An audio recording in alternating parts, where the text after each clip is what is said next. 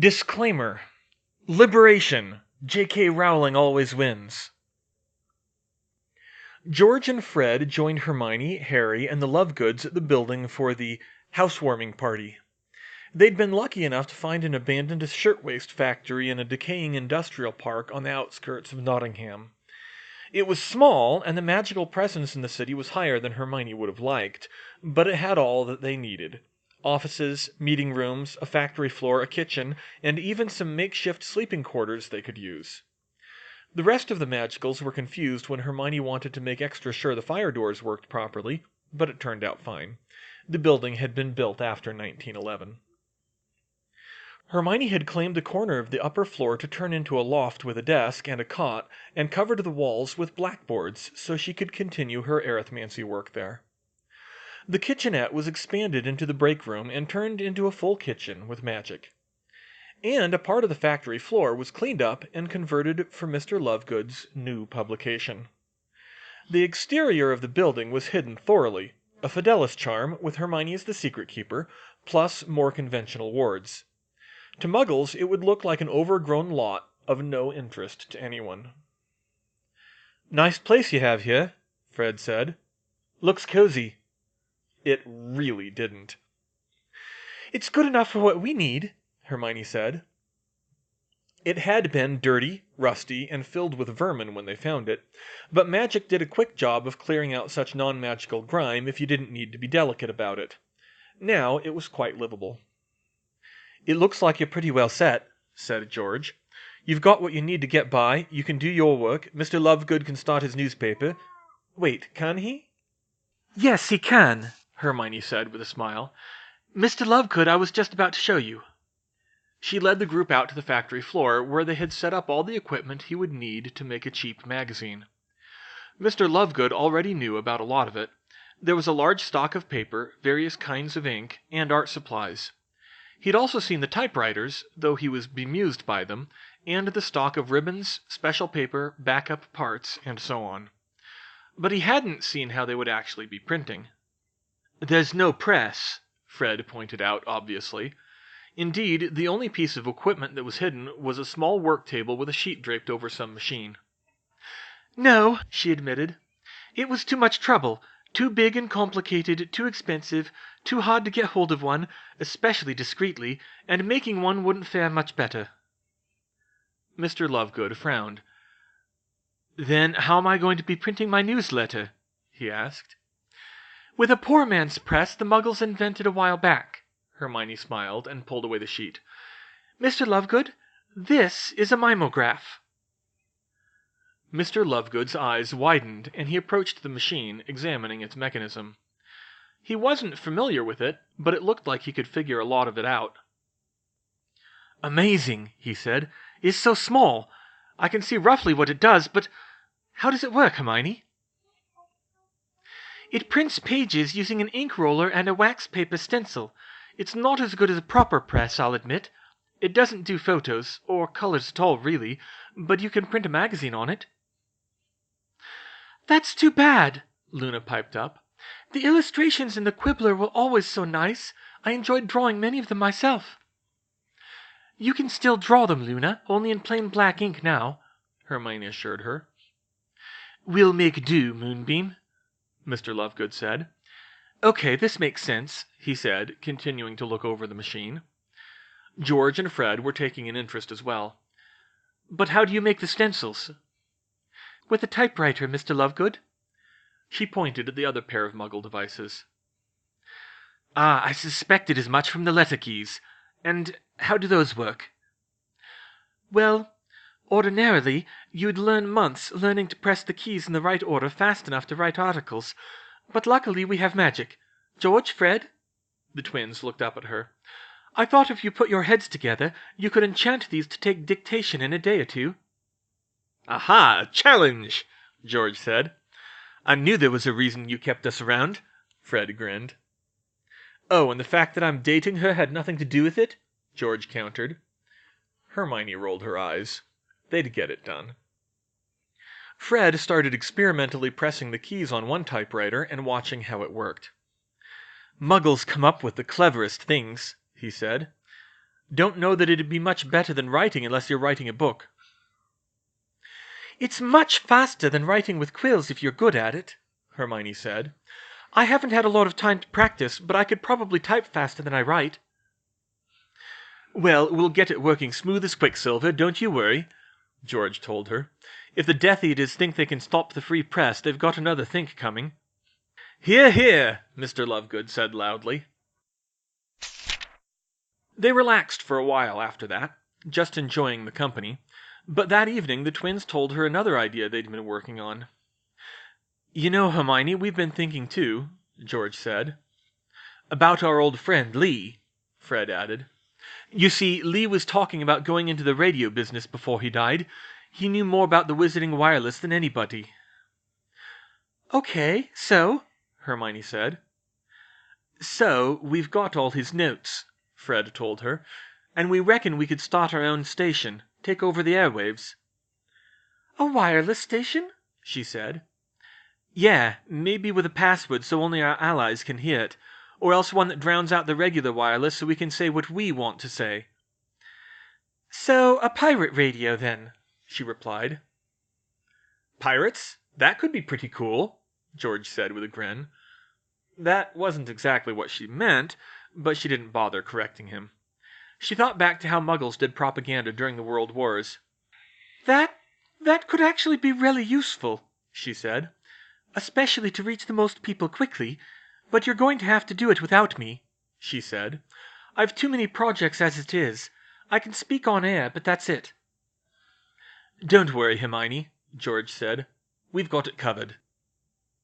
"Though we wouldn't object to your doing a guest appearance on our show," Fred added. The first issue of Mr. Lovegood's new magazine, though they were black and white mimeograph prints, was, Hermione thought, some of Mr. Lovegood's finest work. A simple, large headline: "Liberation. Truth always wins." With the demise of the Quibbler's editor and publisher, Xenophilus Lovegood, the Death Eaters no doubt believed that the last voice of truth in Britain had been silenced. Not so. We at Liberation believe that truth will always triumph, and we will bring it to the people of Wizarding Britain. The bold headline was underscored by a very nice line art drawing from Luna of a mongoose killing the snake from the Dark Mark. Below that was a scathing editorial denouncing the Death Eaters for their various crimes, especially killing Mr. Lovegood. The writing style was different from the Quibbler so as to mask his involvement. He was initially disappointed by that, but he soon took it as a challenge. Hermione had chosen the name, having seen a French resistance newspaper with the same name in a textbook once, and they made it clear that they would continue writing the truth from an undisclosed location, and they wouldn't let you-know-who intimidate them. Liberation was more of a pamphlet than a magazine, and it wouldn't be making any money, but it was all they needed to get the message out. Hermione was providing for everyone in the factory out of her funds. Stacks of them were dropped at the Leaky Cauldron, the 3 broomsticks, the hogshead, and a bunch of them were scattered across the Ministry atrium by a mysterious wind. Most of them were quickly tracked down and destroyed by Aurors as libel and sedition, but they were circulating. The lines of information were still open, and Hermione considered that a win. Even better, the Creevy brothers had come through. They had arrived at a drop-off point and delivered a dossier of photographs of the destroyed rookery. Copying them was a bit more difficult as the mimeograph couldn't handle them, but in this case the R's ripping them down worked to their advantage. They could make copies in poster form with a duplication charm, and it didn't matter that they would vanish after a couple of days when they were posted in public places. Meanwhile, Hermione's other projects were indeed what she spent most of her time on. She poured her efforts into the war as she never had when she was still taking classes. Unfortunately, the tasks before her were harder than ever. She had the wand motion and incantation for the killing curse, plus a pretty good idea of what it did down at the most fundamental level. However, finding an arithmetic breakdown for the spell was not an easy task. The killing curse was a spell that went through all magical shields, which could have very different structures and suggested very different arithmetic formula, and no unified pattern had ever been found. Hermione suspected it was something a little more outside the box, like how her heart-stopping curse used time and space elements to go through single-layer shields. Quantum tunneling. But of course, if the medieval wizards had stumbled upon a spell that used quantum tunneling, it would have been entirely by accident. Another possibility was that the curse simply ignored other magic, phased through it somehow and only affected physical material. That didn't seem fully convincing. By that line of thinking, she would have expected it to go clean through walls and only stop when it hit a valid target, a living organism with a nervous system. But it was possible. And analyzing the killing curse was only the first step. Once she figured it out, she had to try to find a way to block it, then use that knowledge to look for a way to exorcise a normal Horcrux, then finally to cut it out from something living. And worst of all, she was starting to worry she was barking up the wrong tree. After all, a Horcrux was soul magic, and the killing curse struck at the nervous system.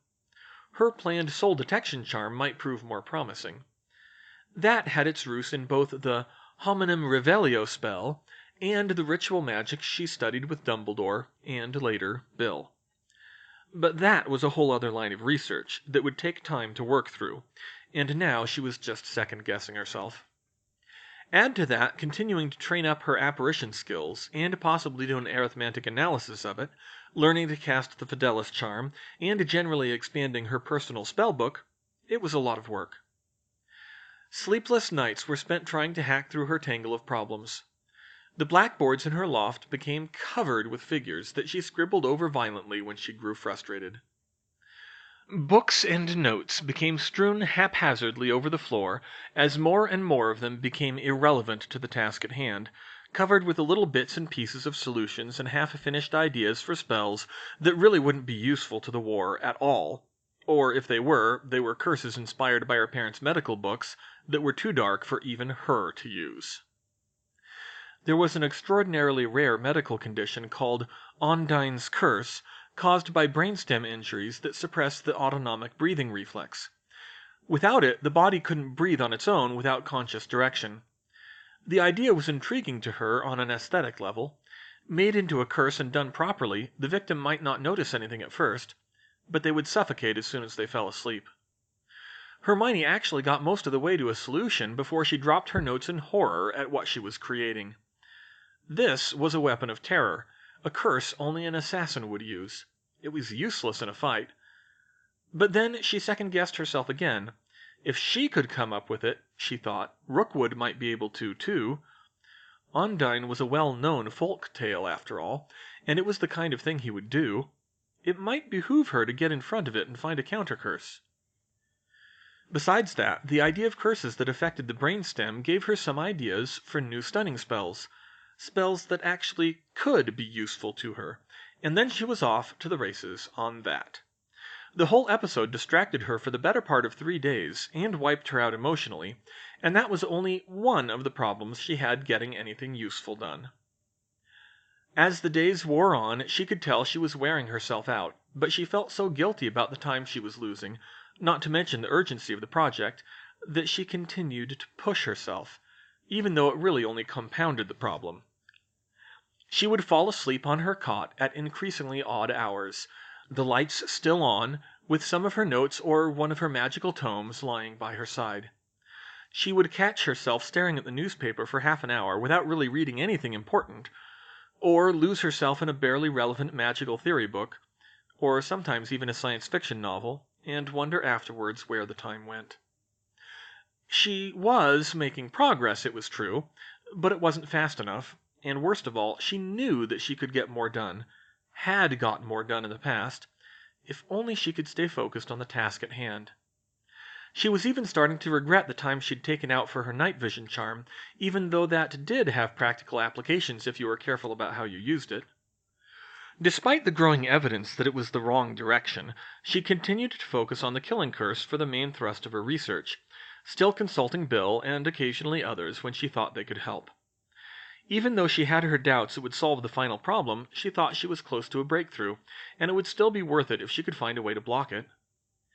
That was why she was lying passed out on her cot late one evening with half a dozen pages of equations on the killing curse lying on her chest, when she was roused from her dazed state by a burning sensation on her finger. She looked down at her hand, and her blood ran cold. "Help at shop. GFW." "Everyone get up!" she shouted. She heard a thud from somewhere down below. "Wake up! The twins are under attack!" Harry had a quick reaction time and was on his feet and ready to go by the time Hermione made it downstairs, despite being in his pajamas.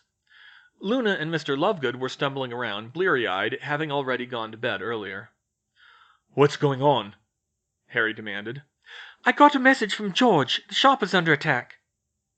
Hermione was sure George wouldn't send a message like that, vague and as short as possible asking for help, unless it was an emergency. She was already tapping a message of her own on her ring. "Attack at www.hjg." It was getting riskier to use the rings for such a message, because it could trigger a major movement of their forces and draw unwanted attention. It would go out to the rest of the Weasleys, but also to Sirius, Remus, Cedric, Neville, and Septima, some of whom weren't even Order members. But she had to risk it. "I'm going now," she said, fumbling with her coat and pulling her unwieldy buckler out of her handbag. "Are you coming, Harry?" "Of course," he said. "Luna, Mr. Lovegood?" "I'm not a fighter, Miss Granger, and I'm not comfortable sending Luna into that," Mr. Lovegood said, far more seriously than usual. Hermione didn't argue. The Lovegoods weren't as close with George and Fred, and she could definitely see his point. "It's your call, Mr. Lovegood," she said. "Come on, Harry, from the front step like usual." She concentrated, trying to banish the sleep-addled state from her mind. Harry followed her, and moments later the two of them apparated to Diagon Alley. Hermione appeared on the street alone, and surrounded by fire. Without thinking, she had apparated into the alley directly in front of Weasley's Wizard Wheezes, facing the entrance, intent on rushing inside to help George and Fred. And, predictably, everything went to hell. There were flames in front of her, flames on either side of her, curses flying around her, and she heard screams. A hard blow hit the small of her back, nearly knocking her to the ground, a spell that probably would have done a lot of damage if not for her basilisk skin coat. She spun and raised a shield charm, but a stray hex clipped the edge of it and glanced off her face, knocking her all the way down with a horrible stinging pain on her head. She put her hand up to her hairline and it came away red. "Hermione!" she heard one of the twins' voices. The fire billowed and a gap opened for just long enough for the two of them to jump through. "Are you—" "Avada Kedavra!" "Hermione!"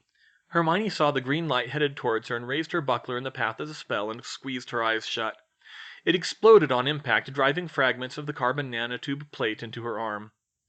"Ah! Fred!" She felt strong arms lifting her up by her robes and dragging her away from the fray while she heard shouted spells on either side of her. She joined in, despite her bleeding arm. Fortunately, both of her wands were intact.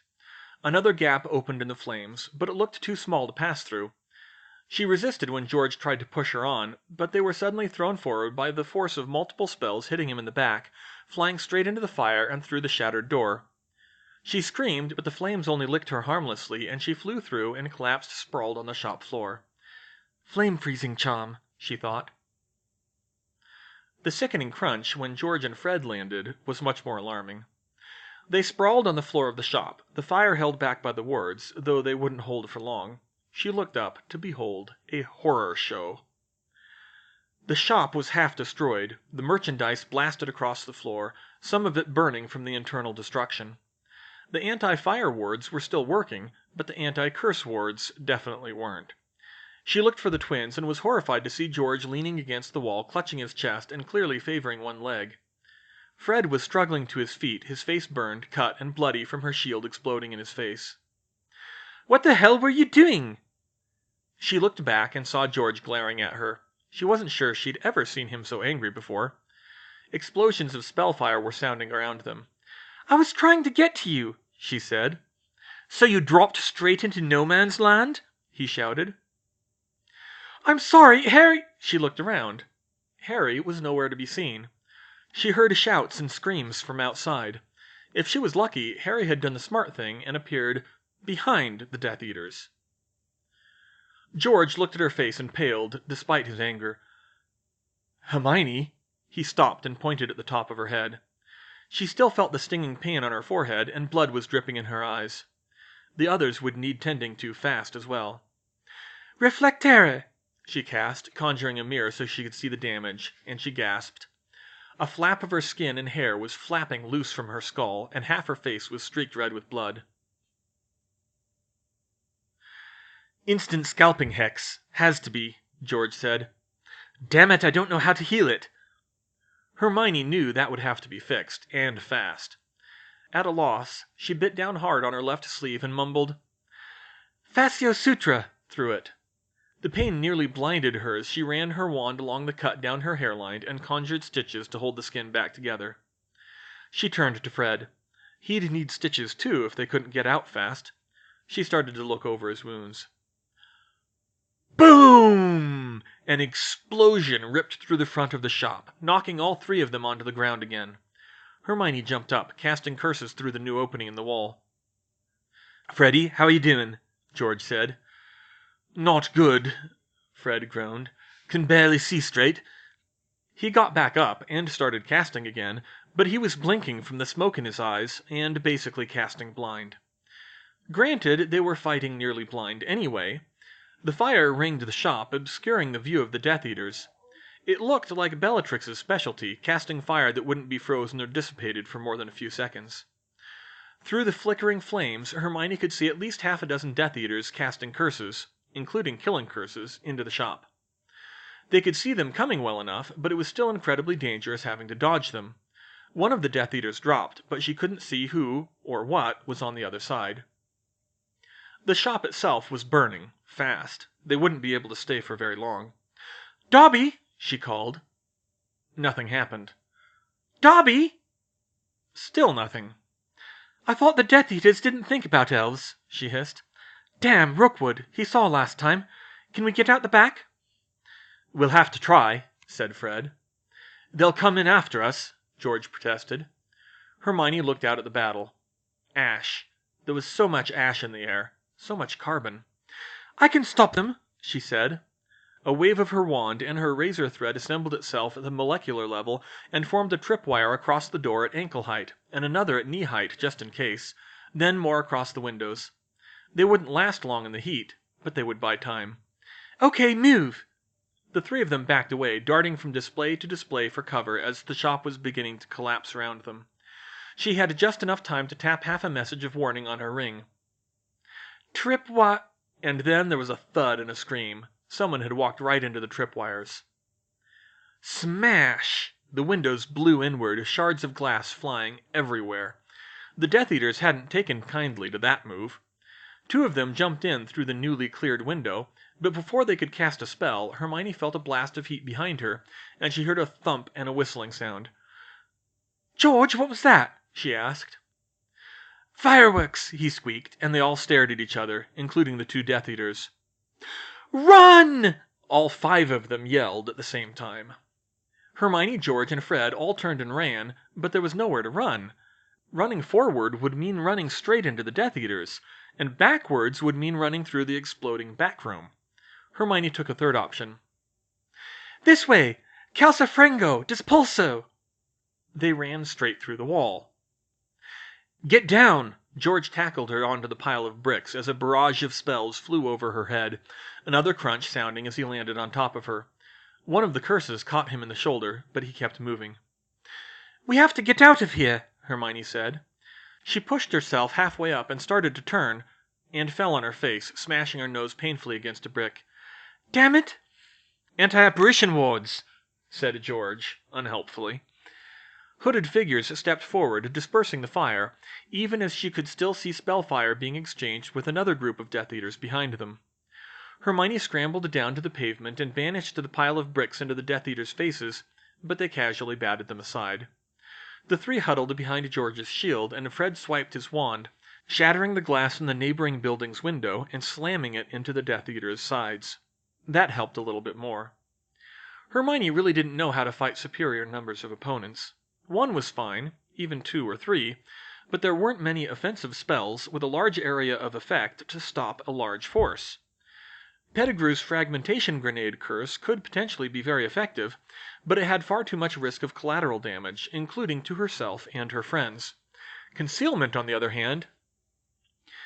"Nubis minuta," she whispered, and a bank of fog appeared between them and the Death Eaters, so dense that anyone inside it would literally have difficulty seeing their hand in front of their face. The three of them dropped down as spells began firing blindly over their heads. Anyone could create fog with a modified aguamenti, but Hermione could do it 10 times more efficiently than anyone else. She had looked up the optical properties of water droplets and calculated that there was a certain size that was most efficient at scattering light per unit mass, and that size was 3/4 of a micron, much smaller than a normal fog-making charm, or natural fog for that matter, would produce. Half a pint of water could fill the entire width of the alley with the stuff. George pulled Fred and Hermione into a gap between 2 buildings while Hermione kept spraying fog behind them.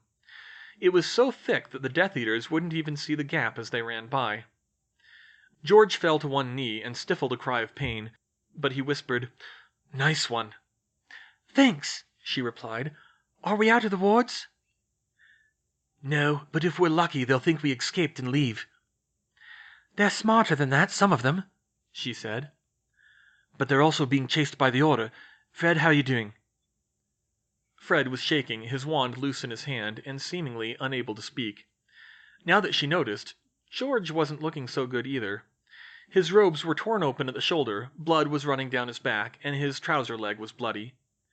Hermione's nose was still bleeding too, and she felt a bump on her head growing where she hadn't even felt herself hit it. "Crap, I don't know if I can get up again and help him too," George hissed. "We might not have a choice," Hermione breathed. She got ready to run and prayed she could somehow get George and Fred out of there with her, but suddenly they heard a voice calling through the fog. "Hermione?" "Harry!" Hermione shouted. She vanished to the fog, but kept her shield up. "Merlin, can't see a thing here," Harry said. He stumbled into view and stopped when he saw Hermione's wands, raising his own in a snap. Hang on. Damn, what was the last words Dumbledore said to the 2 of us?" she asked quickly. Harry opened his mouth, then frowned in confusion. It must have been, remember, this excursion never happened." Hermione sighed with relief and lowered her shield. "Thank God," she said. "Bloody hell, what happened to you?" "A lot." "Are you all right?" Harry asked. "We'll live. The Order?" "I don't know. I couldn't see the whole thing." "Fred! George!" Molly's shout called out, and she ran to her boys. "Mum!" the twins shouted. "Oh, thank Merlin you're alive. And you too, Hermione. Are you hurt? Of course you're hurt. Come on, we have to get out of here fast." She helped them to their feet and pulled them along towards the rest of the group. "We'll get you to Muriel's. We have enough to heal you up there." "Is everyone else okay, Molly?" Hermione asked, pinching her nose to stop the blood. "We'll all live," Molly said. "Mad-Eye lost his leg, but it was the wooden one. Kingsley got dinged up pretty bad, but Emmeline and Hestia can manage with him. Now let's go." The group had to apparate at the edge of the Fidelis charm at Pruitt Manor, and they stumbled up the garden path to the house. All the Weasleys, plus Hermione and Harry. The others didn't come back to the manor. Old Muriel, leaning on her cane, stood on the porch to meet them. "Oh no, I knew those 2 would come to no good," she said. Come on, bring them in, quickly. And mind, try not to get bloodstains on the carpet." That was about as worried and sympathetic as Muriel got. Molly helped Fred and George lie down on conjured mats on the floor for lack of usable furniture. Hermione could still stand and began to conjure a rag to wipe her face, but suddenly Fleur grabbed her by her robes and slammed her against the wall. "Fleur, what?" Hermione raised her wand, and Fleur knocked it out of her hand with a lightning-fast, silent Expelliarmus. The scorching heat coming from the woman's hands made her threat clear. "What was the first thing I said to Hermione Granger when we met?" she hissed in French. Hermione blinked a few times as her brain skidded over the memory, trying to piece it together. It was... Excuse me, are you lost, little girl? This is the 7th year class." Fleur lowered her wand, but she continued to glare at Hermione. "You know, we really need to come up with some rotating code phrases," Hermione said, awkwardly. Security questions aren't secure against interrogation, or even just being too widely known. You don't have room to comment on security, Fleur growled. Not after what you did. Fleur, what did she do? Said Arthur, who was nursing a bruise on his head. Mum, I think Bill was hit by a parexis, Bill interrupted. Molly gasped. Fever reducers, hurry, she said. Fred? George said in horror. He pushed himself to his feet against his mother's protests, but he collapsed at once and had to crawl to his twin's side. Parexis was a potentially life-threatening fever-inducing curse that had to be treated quickly, preferably in a hospital, which wasn't an option now. The family crowded around, but Fleur shooed them away as she fed Fred a potion. He was sweating and shivering at the same time, and he looked completely out of it. There were still cuts on his face. Will he be okay? George said, sounding very small and scared. Fleur sighed wearily. He should be, but he will need close watching overnight. George, please stay still, Molly insisted. You're making it worse. George sat heavily on a stool and winced as Molly peeled off his robes with trembling hands, and Hermione gasped almost as loudly as she did when she saw the damage. His left arm was bent at the wrong angle. There was heavy bruising around his chest that betrayed broken ribs, plus a deep gash in his shoulder to add to the faint scars from Argus Filch's whip. And his left leg, the abuse of running away from the fight had driven the bone through the skin, and it was absolutely soaked with blood.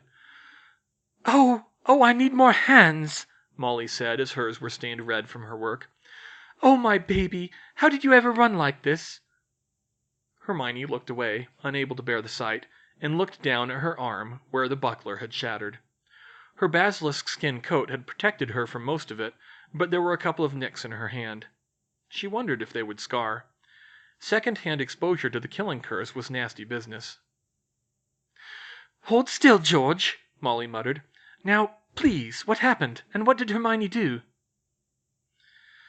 She nearly got us killed, is what she did, he said, his voice heavy with resignation. What were you thinking, apparating in the front of the shop like that, Hermione? She hung her head. I wasn't thinking, she said. I'm so sorry, George. I just wanted to get to you, and I didn't think about the fact that the Death Eaters would probably be attacking from the front. That's where you were? You apparated in front of the shop? Harry said. He limped over to her. She couldn't see what was wrong with his leg, but she thought he ought to sit down too. That is why I had to check her, Fleur said coldly, staring at her, to make sure she was not doing it deliberately. Ugh, Merlin's bollocks, this is screwed up, George said. I know, Hermione started. You could have been killed before you even knew what was going on, he yelled over her. I know. I swear, if anything happens to Fred... He choked before he could continue. He'll be fine, George, don't worry, Molly said, though she didn't sound very reassured herself. You have some very deep cuts here. Arthur, I need the blood replenishing potion. Now, Hermione, I'm glad you're all right, but that was very foolish of you. I know, Molly, she bit back tears. All I could think was that George and Fred were in danger, and I wanted to get to them as fast as possible, and I didn't think about the conditions where I was going. I thought you were supposed to be on top of that stuff, George snapped. I'm trying. Really I am, but I can't be right every time. You have to be right every time, he shouted. He leaned towards her, but Molly held him back from getting up. The Death Eaters only have to be right once, and you're dead. Or Fred's dead, or somebody else is dead, like Dumbledore. Hermione gasped. She didn't think this would go there. Are you trying to blame me for Dumbledore's death? And why not? Muriel cut in. You were there, weren't you? What did you do, I did what he told me, she said. It was his own mistake and Draco Malfoy that killed him. You did say it was your idea to cut off his finger, said George. You cut off Dumbledore's finger? Muriel said, scandalized. It wasn't like that, Harry jumped in. No, yes. I suggested it and he accepted, Hermione said. His hand had been cursed and none of us knew what else to do. But you're the one who nearly got Bill killed by an fairy, Fleur pointed out. On a mission he agreed to. But you're the one who forgot to call for help, weren't you? Fleur, don't, Bill cut her off. Fleur screeched, bird-like, and pushed him away. She needs to learn not to make these mistakes. Someone could have died tonight, too.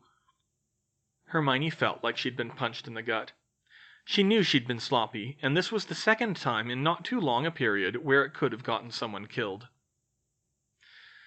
She's right, you know, George said. You were really careless. I know, George. I screwed up. Fred could have died, he said, raising his voice.